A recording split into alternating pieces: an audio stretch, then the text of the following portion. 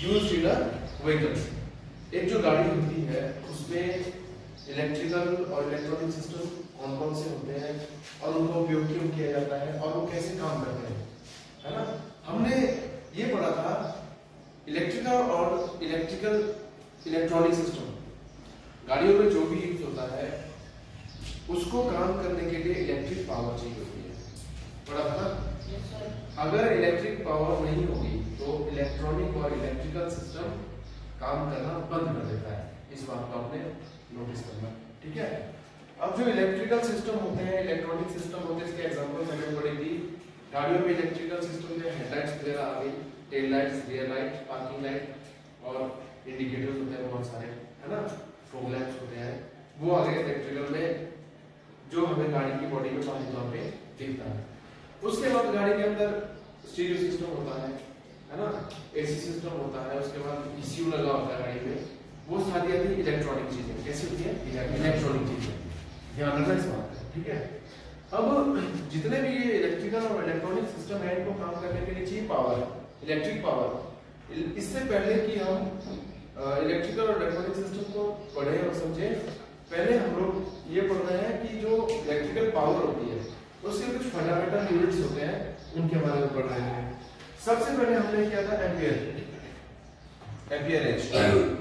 एम्पियरेज होता है करंट का मात्रा। क्या है? करंट का मात्रा। ये करंट का यूनिट है, समझ गए। किसी भी तार में अगर इलेक्ट्रिकल पावर भेजी जा रही है, ठीक है, जैसे बड़े बड़े प्रोजेक्ट्स की तारें हमने देखी होगी बाहर, पावर ट्रांसमिशन की लाइन बोलते हैं ना उसको, उसमें वोल्टेज और करंट कितना होता है, समझ रहे हैं ना, वो होगा पावर के बराबर। किसके बराबर होगा? पावर। तो हमेशा याद रखना कि जो पावर होगी, पावर हमेशा वोल्टेज और करंट का गुणा होता है। क्या होता है? गुणा, है ना। तो इसका फॉर्मूला भी होता है शॉर्ट में, P = P × I। P होती है पावर, पावर बराबर है वोल्टेज इनटू करंट, समझ रहे हैं। अब वोल्टेज कितनी है, करंट कितना है, वो निर्भर करता है हमारे ऊपर, समझ रहे हैं। कितनी हमें कहां पर कौन सी एप्लीकेशन में पावर चाहिए और वहां पर वोल्टेज ज्यादा चाहिए या फिर करंट ज्यादा चाहिए, वो निर्भर करता है। लेकिन गाड़ियों के बारे में पढ़ रहे हैं, एक बात का ध्यान रखना, आपने सारे नोटिस कर लो।